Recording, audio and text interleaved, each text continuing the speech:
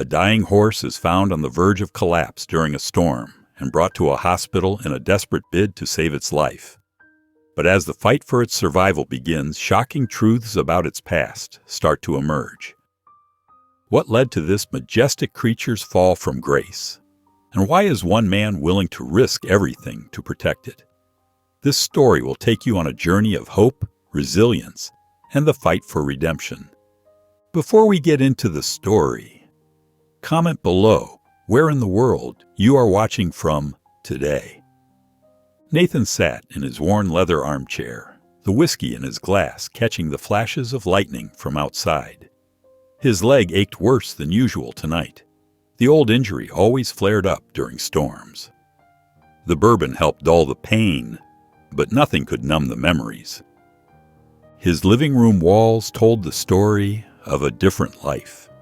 Dusty trophies lined wooden shelves, their golden surfaces long since dulled. Framed photographs showed younger versions of himself atop magnificent horses, all bright smiles and victory poses. His eyes drifted to the calendar on the wall, frozen on May 15, 2019. He hadn't touched it since that day. Thunder crashed outside as Nathan took another sip. The wind howled through the trees, rattling his windows. He needed supplies from town, but had been putting it off all day. With his cupboards nearly bare, he couldn't wait any longer. Grabbing his rain jacket and keys, Nathan limped to his truck.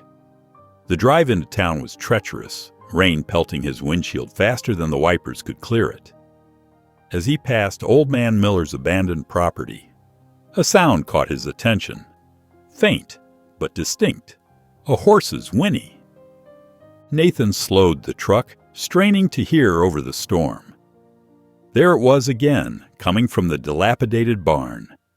He pulled over, his headlights cutting through the rain to illuminate the weathered structure. "This is stupid," he muttered, but grabbed his flashlight anyway. The barn door creaked as he pushed it open. The beam of light swept across empty stalls until it landed on a dark shape on the floor. Lightning flashed, illuminating the scene fully. Nathan's breath caught in his throat. A horse lay collapsed in the corner, its ribs showing through its coat. As he approached slowly, he could see angry scars crisscrossing its body.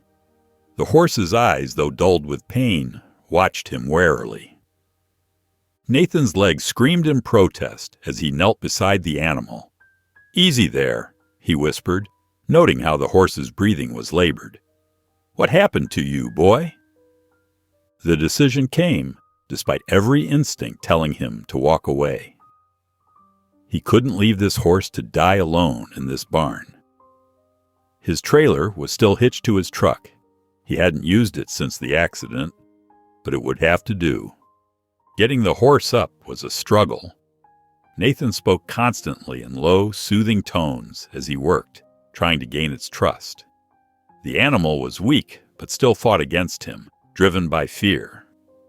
"I don't know what you've been through, but I'm not leaving you here," Nathan promised, finally managing to guide the horse into the trailer. He secured the door and limped back to the driver's seat, his clothes soaked through. As Nathan pulled onto the road toward the equine hospital in Bedford, his hands trembled slightly on the steering wheel. The rain continued to pour, but for the first time in years, he felt something besides numbness. Purpose. Chapter 2. The Fight to Save Blaze. Nathan burst through the equine hospital doors, rainwater dripping from his clothes onto the pristine floor. "I need help," he called out, his voice echoing through the quiet hallway. "There's an injured horse in my trailer." Dr. Elena emerged from an examination room, her stern expression matching her crisp white coat. "Sir, you need to calm down and—" "Please," Nathan interrupted, limping toward her. "There's no time." Within minutes, they were at the trailer. Dr. Elta's professional demeanor shifted as soon as she saw the horse. Her hands moved expertly over the animal's body, checking vital signs and assessing injuries. Her face grew increasingly grave. "This is severe," she said, directing her assistants to help move the horse inside. Shattered left front leg. Extreme malnutrition. She paused, running her fingers over the numerous scars. And clear signs of long-term abuse. Under the bright hospital lights, the horse looked even worse. Its coat was dull and patchy, its eyes clouded with pain. Dr. Elena turned to Nathan, her expression serious. Mr. Jackson. Nathan Jackson. Mr. Jackson, I'll be direct. Most people would choose to euthanize in this situation. The treatment required would be extensive and experimental. We're looking at multiple surgeries, months of rehabilitation, and even then, there's no guarantee. I'll pay for it, Nathan said without hesitation. Whatever it costs. Dr. Elena studied him carefully. This could run into tens of thousands of dollars. I have the money. Nathan shifted his weight, trying to ease the constant ache in his leg. I was a jockey once. Made good money, lived simple. Just tell me what needs to be done.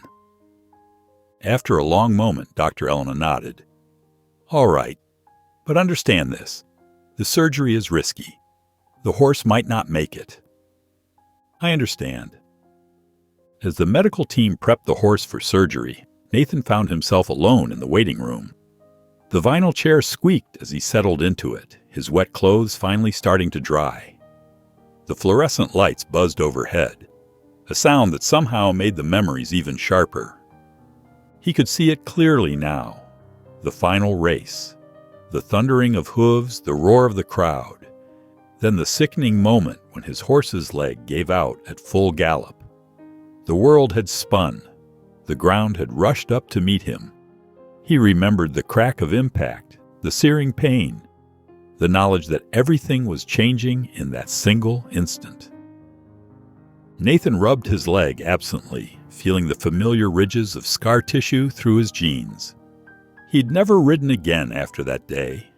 Couldn't even look at a horse without feeling the phantom pain of that fall. The surgery doors swung open. Dr. Elena emerged, her face unreadable as she approached him. Dr. Elena's expression softened as she approached Nathan in the waiting room. The surgery was successful, she said, watching relief flood his face. But, she added quickly, holding up a hand, we're not out of the woods yet. The recovery process will be long and difficult. There's still a chance his body might reject the pins we placed in his leg. Nathan nodded, his shoulders relaxing slightly. What can I do to help? Mr. Jackson, Dr. Elena's voice was gentle but firm. I need to advise against getting too emotionally invested. The road ahead is uncertain. I'm staying, Nathan interrupted. I'll help with his recovery, whatever he needs. Over the next few days, Nathan became a fixture at the hospital. He arrived early each morning, limping down the familiar hallway to the recovery stall. Hours passed as he sat nearby, speaking softly to the horse about nothing in particular. The weather, his old racing days, simple words of encouragement. The horse responded to his presence, growing calmer when Nathan was around. Even Dr. Elena had to admit the animal seemed to be healing faster than expected. During physical therapy sessions, Nathan helped guide the horse through gentle exercises, supporting its weight as it learned to trust its healing leg again. It was during one of these sessions that Nathan noticed something peculiar. Despite the injury, there was an unmistakable grace to the horse's movements, a distinctive gait he'd seen before. The way it carried itself, even while injured, sparked a memory. That evening, Nathan found himself hunched over his laptop, scrolling through old racing footage. His fingers flew across the keyboard, searching through race after race, until... There! He leaned closer to the screen, heart pounding. The footage showed a magnificent bay horse crossing the finish line, its stride exactly matching what he'd observed in the hospital. The announcer's voice crackled through his speakers. And Blaze takes the win! Nathan's hands trembled as he dug deeper, finding article after article about the rising star who had mysteriously disappeared from the racing circuit years ago. The resemblance was undeniable, even accounting for the current state of the injured horse. The markings matched perfectly. The next morning, Nathan burst into Dr. Elena's office, clutching printouts of his research. "It's Blaze," he said, spreading the papers across her desk.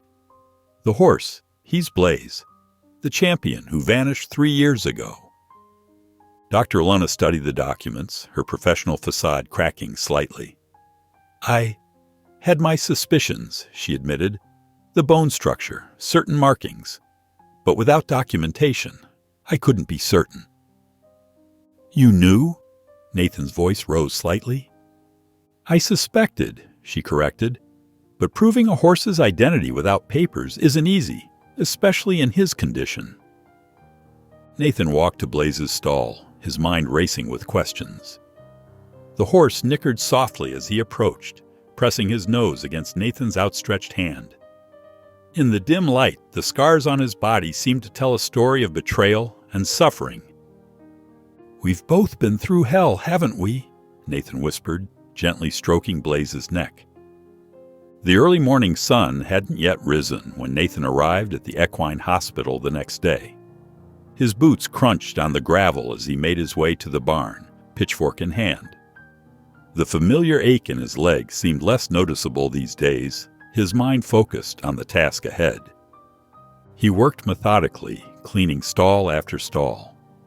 The rhythmic movement of mucking brought an unexpected peace, and sweat beaded on his forehead despite the cool morning air, but he didn't mind.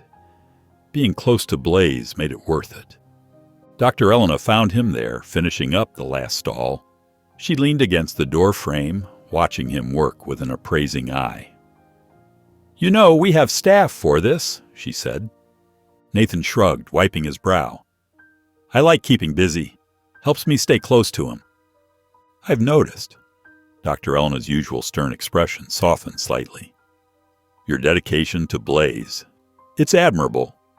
Would you like to learn more about his rehabilitation process? Proper techniques could make a real difference." Nathan's eyes lit up. "I'd appreciate that." As the weeks passed, Nathan spent every possible moment with Blaze.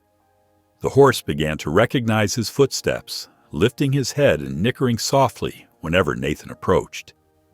Their bond grew stronger with each passing day, built on gentle words and patient care. The morning of Blaze's first walk after surgery, Nathan's heart pounded with anticipation. He stood beside the horse, one hand resting lightly on his neck. "Easy now," he murmured, "nice and slow." Blaze's first steps were shaky, uncertain. The horse's muscles trembled with effort, but determination shone in his eyes. Nathan walked beside him, offering support and encouragement. When Blaze managed to cross the length of the corridor, Nathan felt tears welling up in his eyes. "Look at you," he whispered, his voice thick with emotion. "You're not giving up. Just like I didn't." Dr. Elena watched from nearby, making notes on her clipboard. Later, she pulled Nathan aside, her expression serious. "Nathan, we need to talk about something. Blaze's recovery is progressing well, but stress could set him back significantly. If someone comes forward claiming ownership..." "We'll handle it," Nathan said firmly, his jaw set. "Blaze is stronger than you think. We both are." As the sun began to set, Nathan led Blaze into the small paddock behind the hospital. The golden light painted everything in warm hues, and a gentle breeze carried the scent of grass and hay. Blaze walked steadily now, his stride growing more confident with each step. Nathan didn't notice the figure standing in the shadows of the distant tree line, watching their every move. He was too focused on Blaze, on the miracle of their shared recovery, on the peace of the moment. The morning routine at the equine hospital had become second nature to Nathan. He arrived just as the sun peeked over the horizon, the crisp air filling his lungs. Dr. Elena was already there, checking on a young foal with a sprained ankle. "Good morning," she said, making notes on her clipboard. "Would you mind helping me with Thunder's bandages before you see Blaze?" Nathan nodded, falling into step beside her as they moved from stall to stall. He'd learned a lot about horse care over the past weeks, and his hands moved with gentle confidence as he changed dressings and administered medications. While walking Blaze later that morning, Nathan found himself opening up about his past. "You should have seen the Kentucky Derby back in '15, he said softly to the horse. "I was neck and neck with the favorite until the final stretch." Blaze's ears twitched at his voice, and Nathan smiled. "You know what that's like, don't you, boy?" The peaceful moment was interrupted by the sound of tires on gravel. Through the barn door, Nathan spotted a sleek black Mercedes pulling up to the hospital. A man in an expensive suit stepped out, his polished shoes gleaming in the morning sun. Nathan led Blaze back to his stall and moved closer to the office, where he could hear the conversation inside. "I'm Calvin Moore," the man announced, his voice smooth and controlled. "I'm here about my horse, the one you've been treating. Racing name, Blazing Victory." Nathan's heart dropped. He peered through the office window, watching as Calvin pulled out a folder of documents. "As you can see, I have all the necessary paperwork proving ownership," Calvin continued. "Unfortunately, the horse proved to be a failed investment. I'm here to collect what's mine." Nathan couldn't contain himself any longer. He burst into the office, his face red with anger. "Failed investment?" he spat. "Is that what you call leaving him to die in that old barn?" Calvin's expression hardened. "You must be the good Samaritan who found my property. I suggest you mind your own business." "Your property?" Nathan took a step forward. "I found him half dead, covered in wounds. What kind of owner does that to their horse?" Dr. Elena stepped between them, her voice firm. "Mr. Moore, while your ownership papers appear to be in order, Blaze is still recovering from major surgery. Moving him now would be dangerous to his health."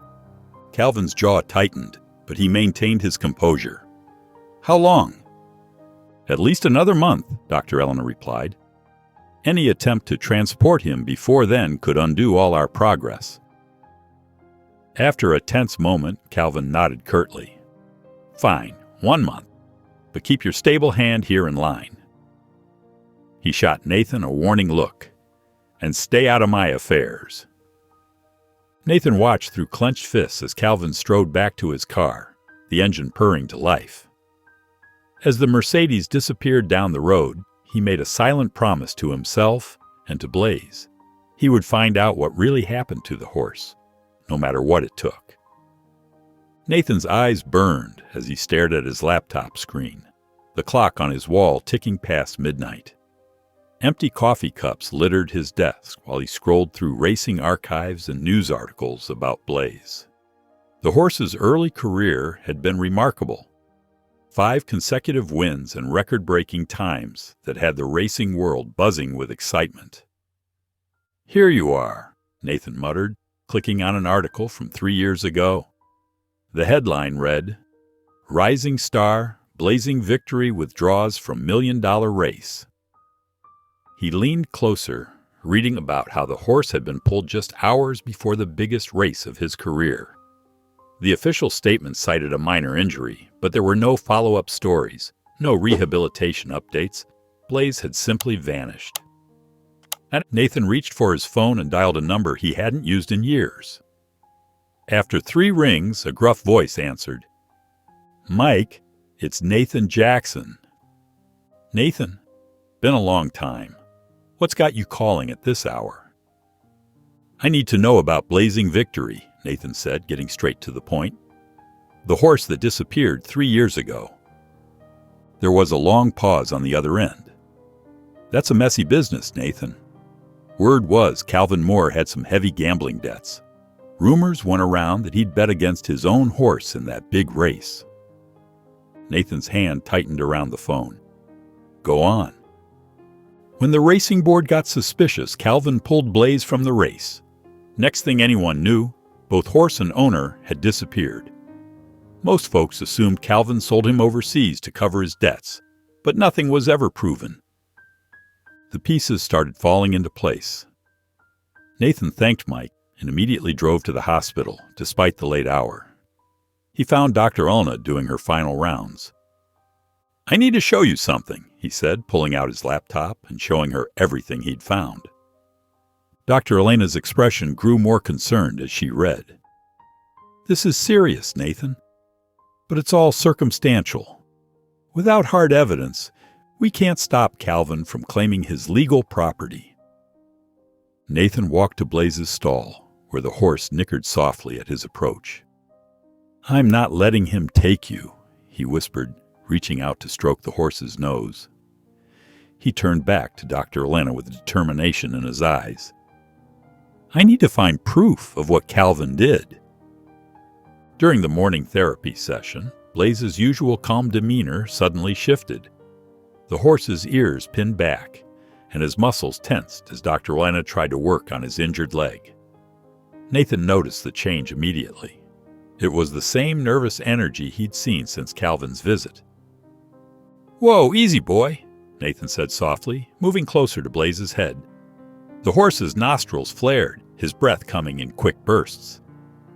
Nathan recognized the signs of rising panic and knew he had to act fast. Drawing from his years of experience, Nathan began humming a low, steady tune, something he used to do before races to calm nervous horses. He kept his movements slow and deliberate as he stroked Blaze's neck. "That's it," he murmured. "You're safe here."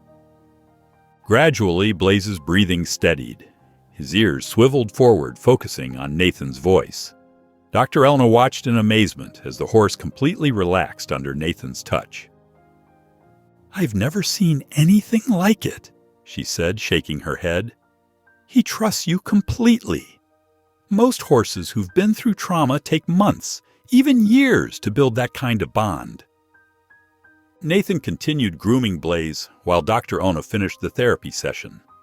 The horse stayed calm, occasionally nudging Nathan's pocket for treats. But despite this progress, Nathan couldn't shake the knot of worry in his stomach. Every time he looked at Blaze, he thought about Calvin's threat to reclaim him. "What if we can't protect him?" Nathan asked quietly, more to himself than Dr. Elena. "We'll do everything we can," she replied, but her tone carried a note of concern. "Just keep focusing on his recovery for now." Later that afternoon, Nathan was mixing Blaze's feed when he heard footsteps approaching. The hospital receptionist held out an official-looking envelope. "This just came for you, Mr. Jackson. Required signature." Nathan's hands trembled slightly as he opened the envelope. Inside was a formal legal notice demanding Blaze's immediate return to Calvin Moore's custody, citing proof of ownership and threatening legal action if Nathan interfered. The paper crumpled in Nathan's grip as anger surged through him. He stormed into Blaze's stall, the horse greeting him with a gentle nicker. Nathan's fury melted as he looked into those trusting eyes. Sinking down onto a hay bale, Nathan pulled out the crumpled notice. "I won't let him take you," he whispered, reaching up to scratch Blaze's favorite spot behind his ears. "We'll fight this together." Nathan sat across from Sarah Chen, a local lawyer known for taking on animal welfare cases. Her office was small but welcoming, with pictures of rescued pets lining the walls. She studied the documents spread across her desk, her expression serious. "The situation is complicated," Sarah explained, adjusting her reading glasses. "Calvin's ownership papers are legitimate, but there's a loophole we can exploit. If we can prove abuse or neglect, his rights could be terminated." Nathan leaned forward. "What kind of proof do we need?" "Veterinary records showing the extent of injuries, photographs of the conditions where you found him, and most importantly, eyewitness testimony. Someone who saw what happened." Armed with this information, Nathan drove back to the derelict barn, where he discovered Blaze. The place looked even worse in daylight. He pulled out his phone and started documenting everything: the rotting roof, broken windows, and debris scattered everywhere. Inside, the evidence of neglect was overwhelming. Moldy hay filled the corners, and rusty nails jutted from broken boards. Nathan's stomach turned when he found a pile of discarded racing equipment, worn saddles and frayed reins that hadn't been properly maintained. A noise made him turn. A young man stood in the doorway, looking nervous. "Can I help you?" the man asked, his voice shaky. "I'm Nathan Jackson. I found an injured horse here a few weeks ago." The man's eyes widened with recognition. "Blaze? Is he okay? You know him?" "I'm Louis Brown.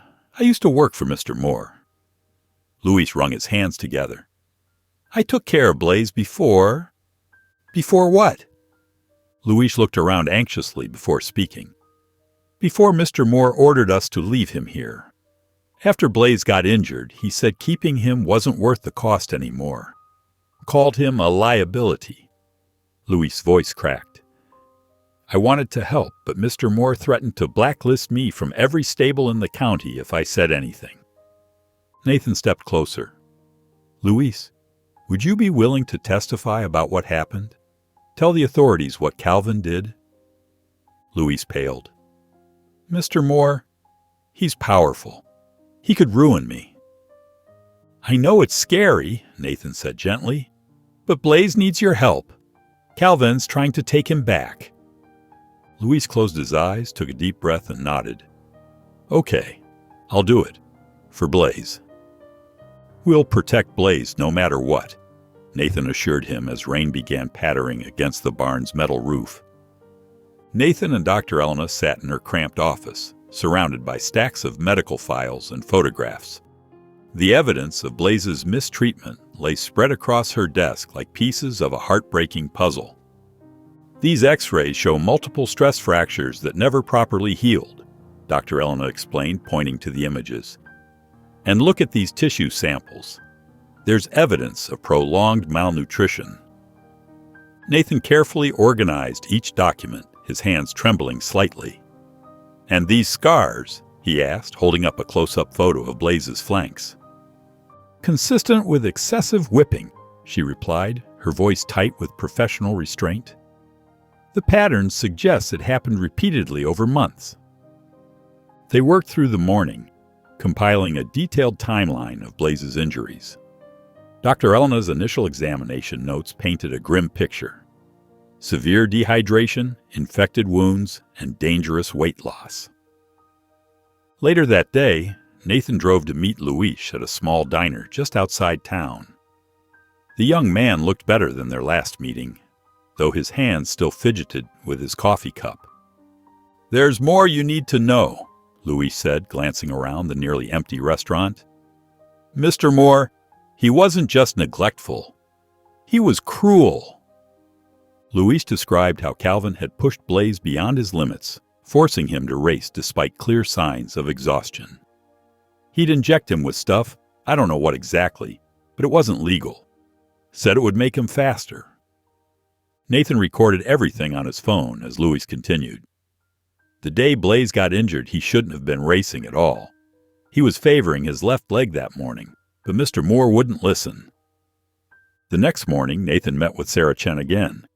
She examined each piece of evidence methodically: the medical records, the photographs, Louis' recorded testimony, and the documentation of the barn's conditions.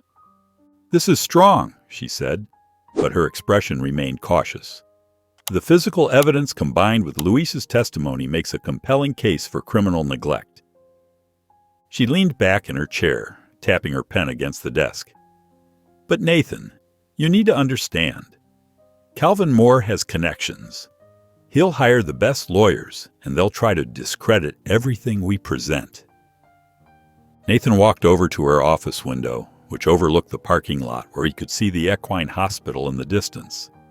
He thought of Blaze, who was growing stronger each day, but still bore the physical and emotional scars of his ordeal. "We're not losing this fight," he whispered, his resolve hardening as he thought of everything Blaze had endured. The morning paper's headline hit Nathan like a punch to the gut. local man accused of horse theft in high-stakes legal battle. Calvin's counterclaim painted Nathan as an opportunist who had stolen a valuable racehorse and concocted abuse allegations for financial gain. Reporters gathered outside the equine hospital, their cameras flashing through the windows. Dr. Elna paced her office, clearly agitated. "This is exactly what I was worried about," she said, gesturing at the crowd outside.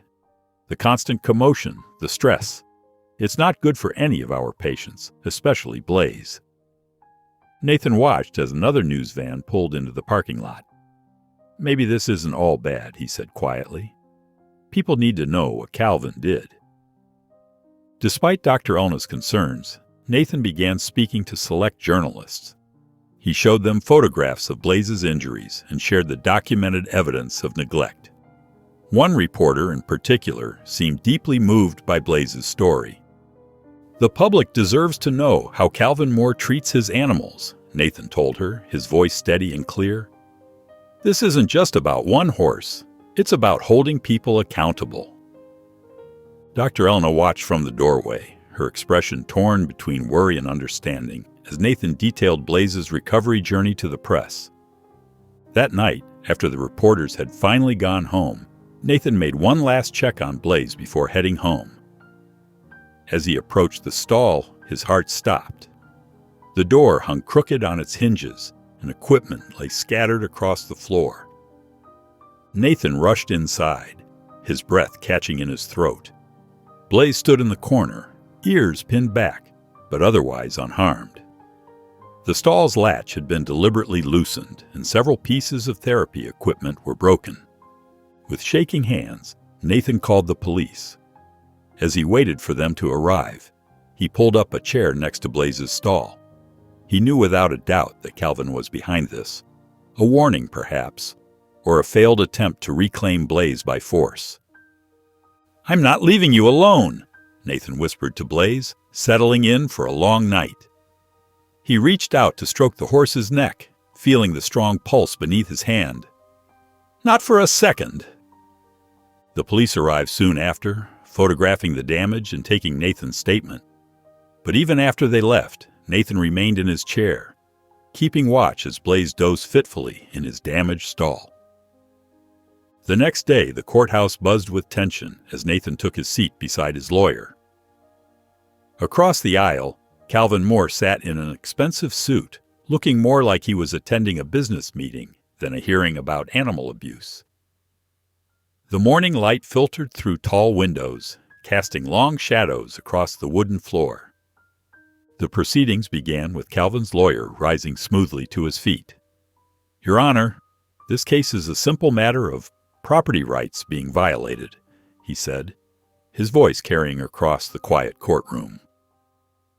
Mr. Moore never abandoned Blaze. He merely left the horse temporarily while arranging proper medical care. Mr. Jackson took advantage of the situation to essentially steal a valuable racehorse. Nathan's hands clenched in his lap as Calvin's lawyer continued, describing the injuries as unfortunate accidents that occurred during training. The lawyer painted Calvin as a concerned owner who had always intended to return for Blaze once he had secured proper medical treatment. When Nathan's lawyer presented their evidence, the atmosphere in the courtroom grew heavy. Photographs of Blaze's injuries flashed across the screen. The infected wounds, the malnutrition, the broken leg that had been left untreated. Dr. Elena's detailed medical reports followed, documenting weeks of intensive care. Then Luis took the stand. The young man's hands trembled as he gripped the railing, but his voice grew stronger as he spoke about his time working at Calvin's stables. "Mr. Moore ordered us to keep training Blaze even after his injury," Luis testified, his words coming faster now. "When the horse couldn't run anymore, he told us to leave him in that old barn. Said it was cheaper than putting him down." Calvin's lawyer rose for cross-examination, his expression predatory. "Mr. Brown, isn't it true that you were fired from your position at the stables?" "Yes, but—" "And isn't it convenient that you're now testifying against your former employer? Perhaps hoping for some financial compensation?" Louis's face flushed red. "No! I'm here because what happened to Blaze was wrong. I should have spoken up sooner." As the judge called an end to the day's proceedings, Nathan caught Calvin's eye across the courtroom. Calvin's smile was small, but unmistakably smug, as if he knew something Nathan didn't. Outside the courthouse, Nathan's lawyer pulled him aside. "This isn't over," she warned. "Calvin has resources and he knows how to use them. We need to be prepared for a long fight." Nathan nodded grimly. "I don't care how long it takes. I won't let him win." That evening, Nathan visited Blaze at the hospital. The horse nickered softly as Nathan approached, reaching out to nuzzle his shoulder. Nathan stroked Blaze's neck, feeling the strong muscles that had begun to rebuild during his recovery. "We'll see this through," he whispered to Blaze, pressing his forehead against the horse's warm neck. The morning mail brought more than bills and circulars to Nathan's farmhouse. Among the stack of envelopes was one without a return address. His hands trembled slightly as he tore it open. Inside, cut-out magazine letters spelled out a clear message. "Drop the case, or you'll regret it. Some horses aren't worth dying for." Nathan's jaw clenched as he read the words again. The paper crinkled in his tight grip. He knew exactly who was behind this, even without proof. Later that day, he stopped at May's Diner for lunch, needing a break from the stress. The bell above the door chimed as he entered, and there, sitting at the counter, was Calvin Moore himself. Calvin's expensive suit looked out of place among the vinyl seats and Formica tabletops. Nathan's appetite vanished, replaced by a surge of anger.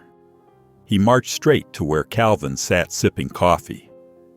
"Nice letter," Nathan said, his voice low but firm. "Cutting out magazine letters? That's pretty childish, even for you." Calvin turned slowly on his stool, regarding Nathan with cool amusement. "I have no idea what you're talking about." He dabbed his mouth with a napkin. "But since you're here, let me give you some friendly advice. You're in over your head, Jackson. Do you really think you can match my legal team? My resources?" "You don't have the resources to beat me," Calvin continued, his voice dripping with condescension. "Save yourself the embarrassment and walk away." Nathan's fists clenched at his sides. The diner had gone quiet, other patrons pretending not to watch the confrontation. Without another word, Nathan turned and stormed out, letting the door slam behind him. At the hospital, Nathan found Blaze pacing in his stall, his hooves clicking nervously against the concrete floor. Dr. Elena stood watching with concern, making notes on her clipboard. "He's been like this all afternoon," she said as Nathan approached. "Horses are sensitive to stress, and he's picking up on all the tension around him." Nathan entered the stall slowly, speaking in soft, soothing tones. "Hey, buddy, it's okay." Blaze's ears flicked toward his voice, but the horse continued pacing. Dr. Elena leaned against the stall door. "He needs stability right now. Any disruption to his routine could set back his recovery." Nathan nodded, pulling up a bale of hay to sit on. "Then I'll stay with him tonight." He reached out to stroke Blaze's neck as the horse passed. "We'll get through this together, boy. I promise." Dr. Elena left them alone, and Nathan settled in for the night, watching as Blaze gradually calmed under his steady presence. Nathan arrived early at the Riverside Training Center, where several local horse trainers gathered for their morning routines. The familiar sense of hay and leather filled the air as he walked through the barn, nodding to familiar faces. Some trainers quickly looked away when he approached, while others offered sympathetic smiles but kept their distance. "Calvin's got half the county scared to speak up," muttered Tom, an old colleague, as he hurried past with a bucket of feed. But just as Nathan's spirits began to sink, a woman with silver-streaked hair and weathered hands approached him. "I heard you're taking on Calvin Moore," she said, extending her hand. "I'm Maggie Davis." Nathan shook her hand, noting the strength in her grip. "I am." though most folks seem afraid to get involved. Well, I'm not most folks, Maggie replied, her eyes bright with determination. And I've got something you need to see. In her office, a small room cluttered with racing memorabilia and filing cabinets, Maggie pulled out several folders. I've been keeping these for years, she explained, spreading documents across her desk. Training schedules showing overworked horses, medical records that were altered, contracts with dangerous clauses hidden in the fine print. Nathan's eyes widened as he examined the papers. Each document revealed another layer of Calvin's negligence and manipulation. This is exactly what we need, he said, his voice thick with emotion. Later that day, at the equine hospital, Nathan watched Blaze trot confidently around the paddock. Dr. Elena stood beside him, nodding approvingly at the horse's progress.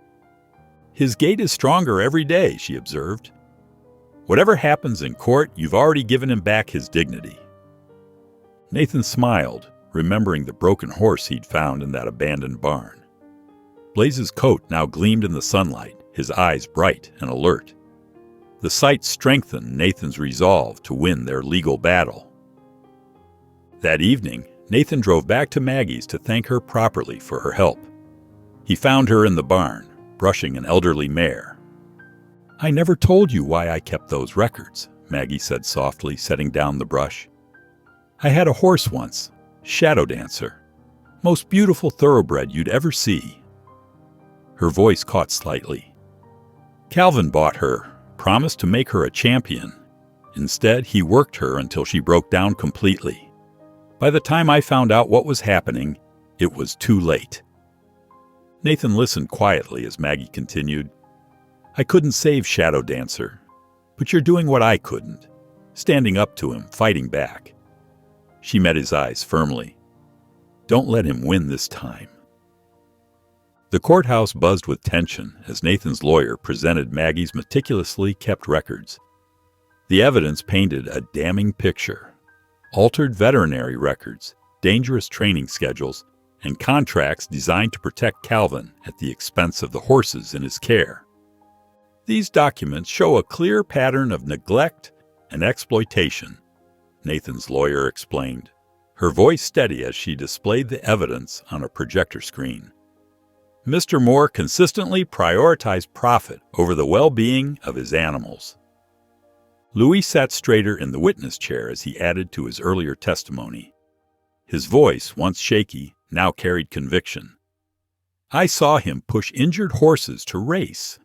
When they couldn't perform anymore, they'd disappear, just like Blaze was supposed to.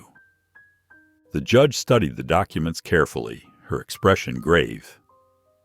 Nathan noticed Calvin shifting uncomfortably in his seat for the first time since the trial began.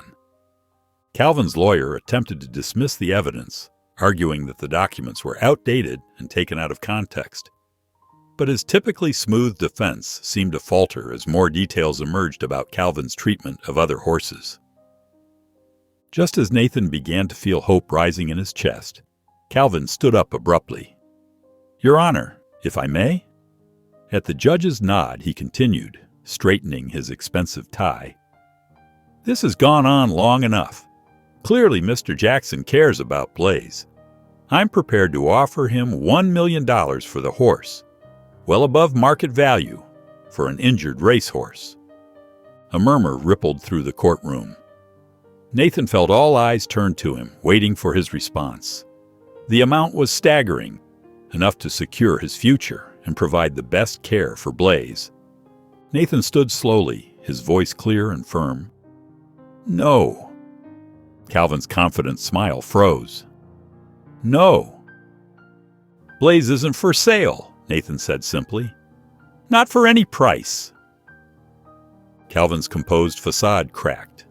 His face reddened as he realized his money couldn't solve this problem.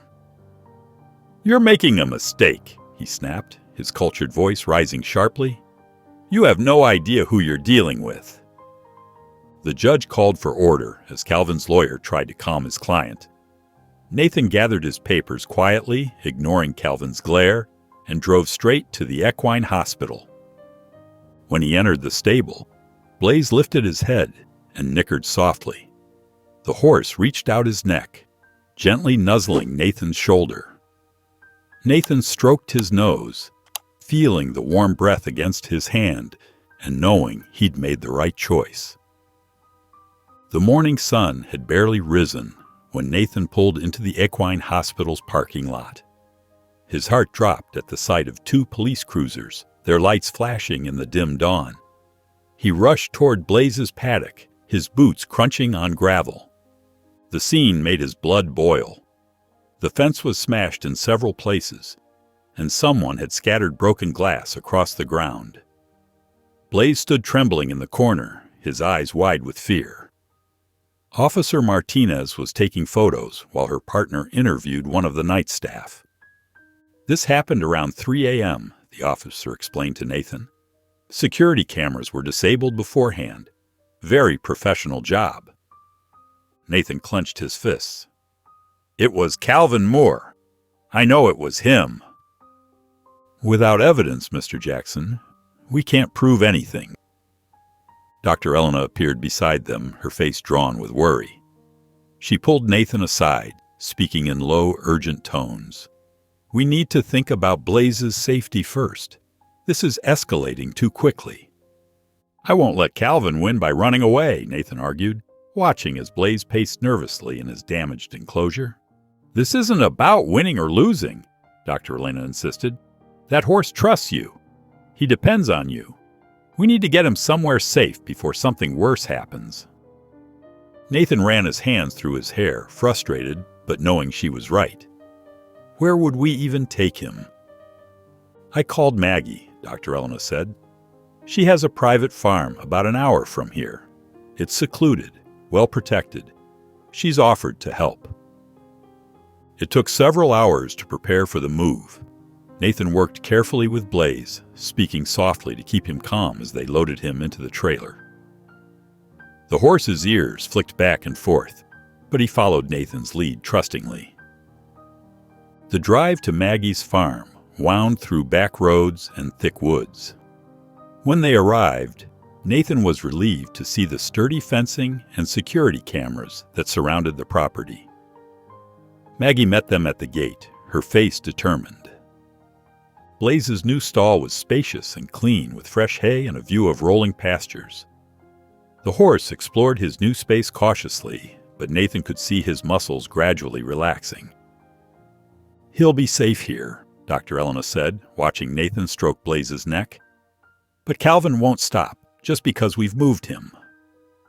Nathan nodded grimly. I know. This isn't just about Blaze anymore, she warned, her voice serious. It's about you standing up to someone who's used to winning at any cost. Nathan sat at his kitchen table, surrounded by stacks of documents and photographs. His lawyer, Sarah Chen, pointed to a particularly striking before and after comparison of Blaze. These photos tell the whole story, Sarah said, tapping the images. The judge needs to see not just the abuse, but the transformation under your care. Nathan nodded, studying the pictures. The first showed Blaze as he'd found him, emaciated, covered in wounds, his eyes dull with despair. The second, taken just days ago at Maggie's farm, revealed a different horse altogether. Blaze's coat now gleamed, his muscles had filled out, and his eyes sparkled with life. Later that afternoon, Maggie and Luis arrived to help prepare for tomorrow's hearing. They gathered in Nathan's living room, cups of coffee warming their hands. Remember when Calvin made us work those horses in the rain? Luis said, his voice stronger now than when he'd first agreed to testify. No proper shelter, no break in the schedule, no matter how bad the weather got. Maggie reached over and squeezed Luis's shoulder. Your testimony matters, Luis. Every detail helps show the pattern. Dr. Elena's statement arrived by courier. 3 pages that detailed Blaze's injuries, recovery, and the remarkable bond he'd formed with Nathan. Her clinical observations carried weight, but it was her closing paragraph that moved Nathan most. In my 20 years of veterinary practice, I have never witnessed such dedication to an animal's recovery. nor such a profound connection between horse and caregiver. As evening approached, Nathan drove to Maggie's farm for one last visit with Blaze. The horse nickered softly when Nathan appeared at his stall, stretching his neck out for scratches. "Big day tomorrow, buddy," Nathan murmured, running his hands along Blaze's neck. The horse's coat felt like silk beneath his fingers, so different from the matted, neglected horse he'd found in that abandoned barn. Nathan thought about their journey, the surgeries, the physical therapy, the sleepless nights, and the small victories that had led to this moment. Blaze had shown him that healing was possible, that trust could be rebuilt, that second chances were worth fighting for. "No matter what happens tomorrow, we've already won," Nathan whispered, pressing his forehead against Blaze's. The horse breathed softly, his presence calm and steady. The stars were bright overhead as Nathan drove home, his headlights cutting through the darkness. The road ahead was clear, much like his resolve for tomorrow's battle. Nathan arrived at the courthouse before sunrise, his dress shirt crisp and tie perfectly knotted. He paced the courthouse steps, watching the morning fog lift as the town slowly came to life.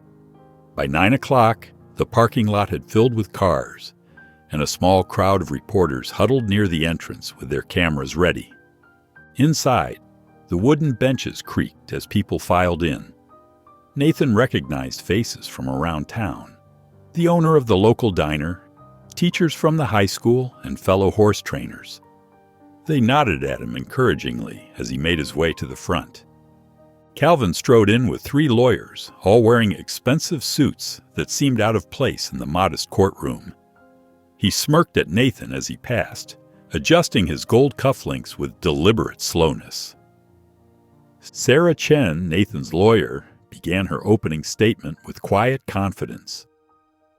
She held up the first photograph, Blaze lying broken in the abandoned barn, his ribs visible through his mud-caked coat. "This is what Mr. Jackson found that stormy night," she said, her voice carrying to every corner of the hushed room. "A champion racehorse, left to die alone." Dr. Elna's testimony followed, clinical and precise. She pointed out each injury on the photographs, explaining how they could only have resulted from prolonged neglect. When she described Blaze's shattered leg, several people in the gallery gasped. Maggie took the stand next, her gray hair pulled back in a neat bun. She spoke clearly about her years in the racing industry and her observations of Calvin's treatment of horses. "He viewed them as machines," she said, her hands clasped tightly in her lap. "When they broke down, he disposed of them." Louis approached the witness stand with nervous energy, but his voice grew stronger as he began to speak. He described the harsh conditions at Calvin's stables, the lack of proper food, the endless training regardless of weather, the injuries left untreated. "The night Mr. Moore ordered us to abandon Blaze," Louis said, his voice catching slightly. "It was raining hard. Blaze could barely walk, but Mr. Moore said to leave him there. Said he wasn't worth the vet bills." Nathan watched Calvin's composed expression crack slightly. The man's jaw clenched, and he began scribbling furious notes to his lawyers. The judge's gavel cracked through the tension. "We'll take a 30-minute recess," she announced, her voice echoing in the silent courtroom. Nathan stood by the water fountain, loosening his tie slightly during the recess. The courthouse hallway had emptied as people stepped outside for fresh air. Heavy footsteps echoed on the marble floor, and Calvin appeared, his expensive suit somehow still perfectly pressed despite the long morning. "Let's talk business," Calvin said, pulling out his checkbook. "Name your price. Double whatever you think Blaze is worth." Nathan shook his head. "He's not for sale." "Triple, then." Calvin's pen scratched across the check. "Everyone has a price, Jackson. What's yours?" "You don't get it," Nathan said quietly. "This isn't about money." Calvin's polished facade cracked. He crumpled the check and stepped closer, his voice dropping to a menacing whisper.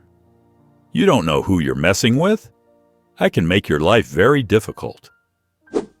Back in the courtroom, Calvin's lead attorney approached the bench with renewed energy. "Your Honor, we have evidence suggesting that a former employee, Thomas Martinez, was responsible for Blaze's abandonment. Mr. Moore had explicitly ordered proper care for the horse." Nathan's lawyer, Sarah, stood quickly. "Objection, Your Honor. This directly contradicts Mr. Lewis Brown's sworn testimony." She pulled out Maggie's carefully preserved records, years of documented incidents, vet reports, and financial records showing Calvin's pattern of negligence. "These records," Sarah said, holding up a thick folder, "show at least 7 other horses that suffered similar fates under Mr. Moore's ownership. Each case follows the same pattern: overworking, denied medical care, and eventual disappearance." The afternoon dragged on as more evidence was presented. By the time the judge called an end to the day's proceedings, Nathan's shoulders ached with tension. Dr. Elena caught up with him in the parking lot. Her face was drawn with concern. "Nathan, you did well today, but don't celebrate yet. Calvin has connections everywhere: judges, lawyers, local officials. Stay alert." Nathan nodded, climbing into his truck. Through his rearview mirror, he watched Calvin standing near his luxury car, phone pressed to his ear, speaking in sharp, angry gestures. Nathan's phone buzzed early the next morning, jolting him awake. Maggie's voice trembled on the other end. "Someone tried to break in last night. The locks on the barn are damaged, and Blaze, he's really shaken up." Nathan's heart raced as he threw on his clothes. "I'm on my way. Stay inside and call the police." When he arrived at Maggie's farm 20 minutes later, dawn was just breaking over the hills. The gravel crunched under his tires as he pulled up to the barn. Maggie stood waiting, her arms wrapped tightly around herself. "Look," she said, pointing to the barn door. Deep scratches marked the wood around the lock, and the metal was badly dented. Inside, Blaze paced his stall nervously, his ears pinned back and nostrils flaring. "Hey, boy," Nathan said softly, approaching the stall. Blaze's eyes were wide with fear, but he settled slightly at Nathan's voice. Nathan ran his hand along the horse's neck, feeling the tremors under his coat. Outside, Nathan found fresh tire tracks in the mud leading away from the property. They were deep, suggesting a heavy vehicle had peeled out quickly. He took photos with his phone while Maggie spoke with 2 police officers who had arrived on scene. "We'll increase patrols in the area," one officer said, jotting notes in his notebook. "But without witnesses or security footage, there's not much else we can do." Nathan nodded grimly. He knew this was Calvin's doing, but proving it was another matter entirely. He spent the next hour checking every lock and window in the barn, reinforcing what he could. As night fell, Nathan dragged a cot into the barn near Blaze's paddock. The horse's soft breathing filled the quiet space. Nathan lay back, staring at the wooden beams above, his mind drifting to memories of early morning workouts at the track, the thunder of hooves, the rush of wind against his face. In his dreams, he was racing again, but this time he was watching Blaze run, strong, powerful, free from pain and fear. When he woke in the pre-dawn hours, the dream lingered, and with it came a sudden clarity. This wasn't just about saving Blaze anymore. It was about both of them healing, finding their strength again. Nathan stood and walked to Blaze's stall. The horse nickered softly, pressing his nose against Nathan's open palm. "We're in this together, buddy," Nathan whispered. The morning before the final court date, Nathan's lawyer called with news that made his hands shake as he held the phone. "A man named Hank Matthews reached out," the lawyer explained. "He worked as Calvin's stable manager for 15 years. Says he was there the night Blaze was abandoned." Nathan's heart raced. "Is he willing to testify?" "He's retired now, living on a fixed income. Says he's got nothing left to lose, and can't keep quiet anymore. In the courthouse the next day, tension filled the air as Hank took the stand. He was a weathered man in his 70s, wearing a worn suit that looked decades old. His hands trembled slightly, but his voice remained steady. "I remember that night clear as day," Hank testified, his eyes fixed straight ahead. "Mr. Moore was furious about Blaze's injury. Said the horse had cost him a fortune in gambling debts. He ordered me to take Blaze to that old barn on Route 7. The courtroom fell silent as Hank continued. "When I objected, saying the horse needed medical care, Mr. Moore said, and I quote, 'That horse is nothing but a waste of money now.' He threatened to fire me if I didn't do it." Calvin's face reddened as Hank's testimony corroborated everything Louise and Maggie had already shared. His lawyer attempted to discredit Hank during cross-examination, but the old man's story remained unwavering. "I've carried this guilt for too long," Hank said, his voice cracking. "I should have stood up to him that night. But I was afraid. I'm not afraid anymore." When the final statements concluded, the judge announced she needed time to deliberate. Calvin shot up from his seat, nearly knocking over his chair. "This is ridiculous," he snarled, storming toward the exit. "You'll all regret this." Nathan watched him go, his heart pounding, but hope rising in his chest. That evening, he visited Blaze at Maggie's farm. The horse greeted him with a gentle nuzzle, and Nathan stroked his neck. "We're almost there," he whispered to Blaze. The morning sun cast long shadows across the courthouse steps as Nathan made his way through the growing crowd. Familiar faces dotted the gathering. Dr. Elena, Maggie, Louise, and even some of his old racing colleagues had come to show their support. Reporters clutched notepads and microphones, their questions blending into a steady buzz. Inside the courtroom, Nathan's hands trembled slightly as he smoothed his tie. He thought of everyone who had helped him reach this moment. Dr. Elena's unwavering medical care, Maggie's courage in coming forward, Louise's honest testimony despite his fears, and Hank's final damning evidence against Calvin. The bailiff's voice cut through the murmurs. "All rise." The judge settled into her chair, her expression unreadable as she opened a thick folder of documents. Calvin sat rigid in his expensive suit, jaw clenched. "After careful consideration of all evidence presented," the judge began, her voice clear and measured, "this court finds substantial proof of neglect and abuse under Mr. Moore's ownership of the horse known as Blaze." She detailed the evidence, the medical records, the witness testimonies, the pattern of mistreatment, her words growing more pointed with each example. "Mr. Moore's actions demonstrate a complete disregard for the welfare of this animal." Nathan held his breath as she continued. "Therefore, this court grants full custody and ownership rights of Blaze to Nathan Jackson, effective immediately. Mr. Moore is furthermore barred from owning or training horses in this county for a period of 5 years. The courtroom erupted. Calvin leaped to his feet, face purple with rage. "This is absurd! I'll appeal!" He stormed toward the exit, shouldering past reporters as his lawyer hurried after him. Outside, camera flashes burst around Nathan as reporters pressed close, microphones thrust toward his face. Questions flew from all directions. But Nathan remained calm, thinking of the scared, injured horse he'd found that stormy night. "Blaze deserves a second chance," he said simply, "just like any of us." At the equine hospital, Nathan walked down the familiar corridor to Blaze's stall. The horse lifted his head at Nathan's approach and gave a soft, welcoming whinny. Nathan smiled, knowing somehow that Blaze understood. They were finally, truly home. The victory's sweetness began to sour as Calvin's retaliation took shape. Legal papers arrived at Nathan's door almost daily. Appeals, countersuits, and thinly veiled threats wrapped in legal jargon. Worse were the whispers that started circulating through the racing community.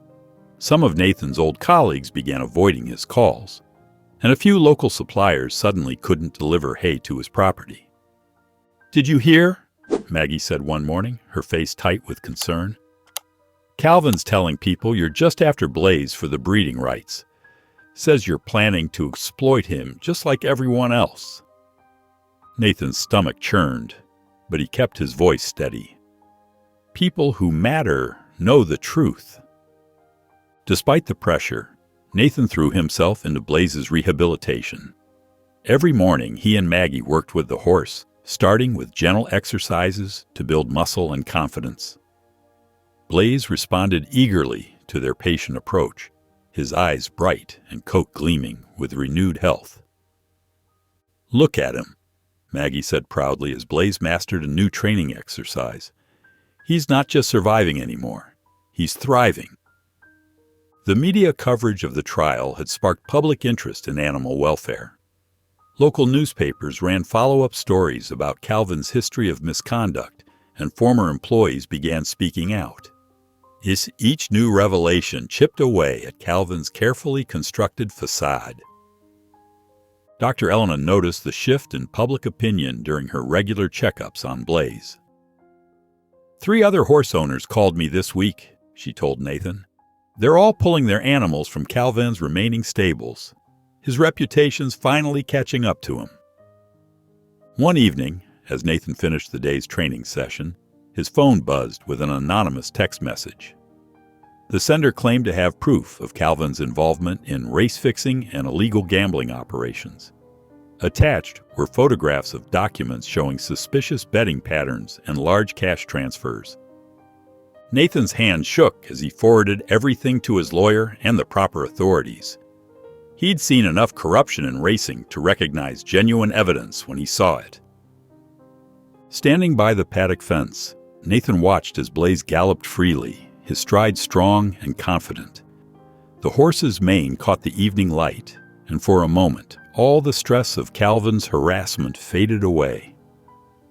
"We're finally moving forward," Nathan whispered, feeling the truth of those words settle deep in his bones.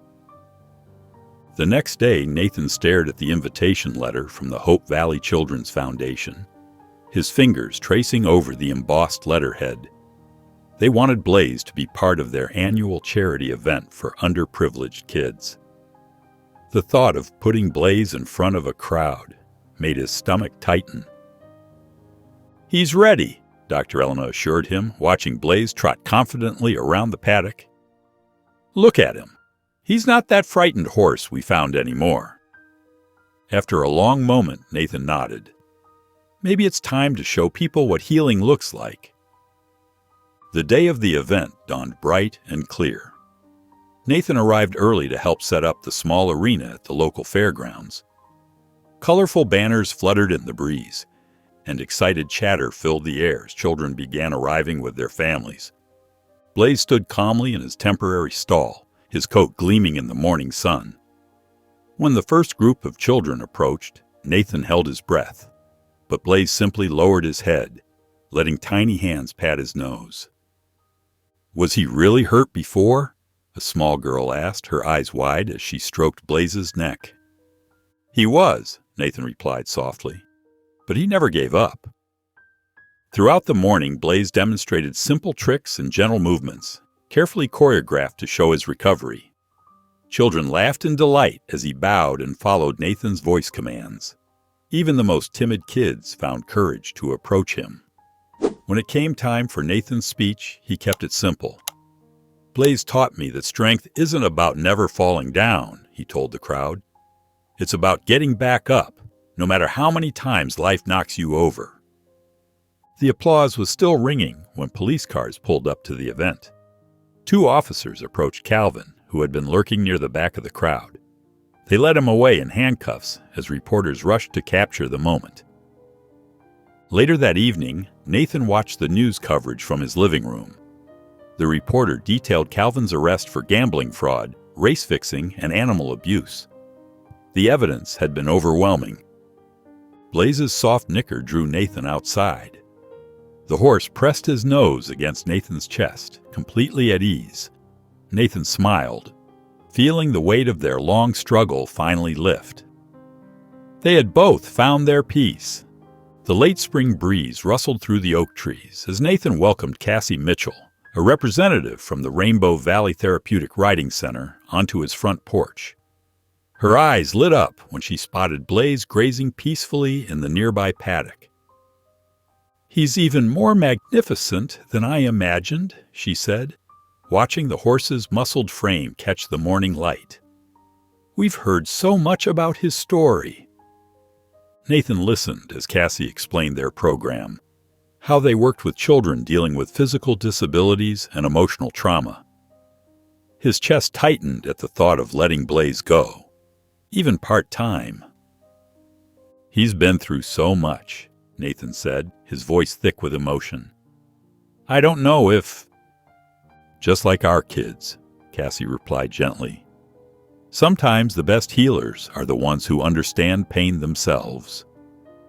Nathan watched Blaze lift his head, ears pricked forward with interest at a butterfly dancing past. The horse's eyes, once dull with fear, now sparkled with life. Deep down, Nathan knew Sarah was right. 2 weeks later, Nathan drove Blaze to Rainbow Valley. The facility sat on rolling hills with well-maintained paddocks and a covered arena. Children's artwork decorated the stable walls, and the sound of laughter drifted through the air.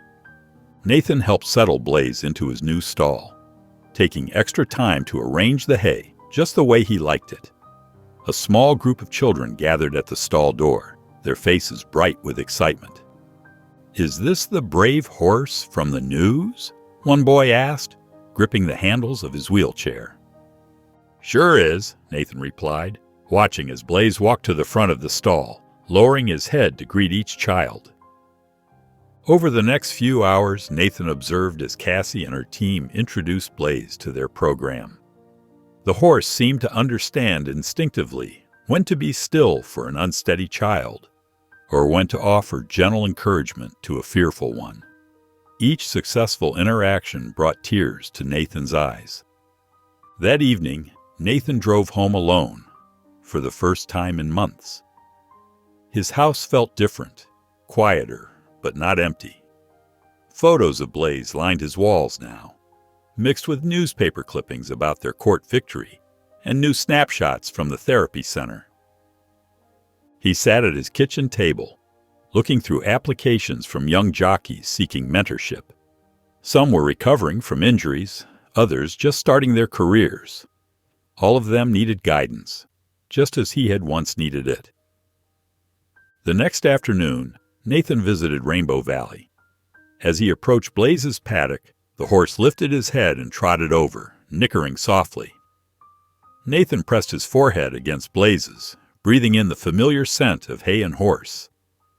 "Oh, we made it, buddy," he whispered as the sun painted the sky in shades of gold.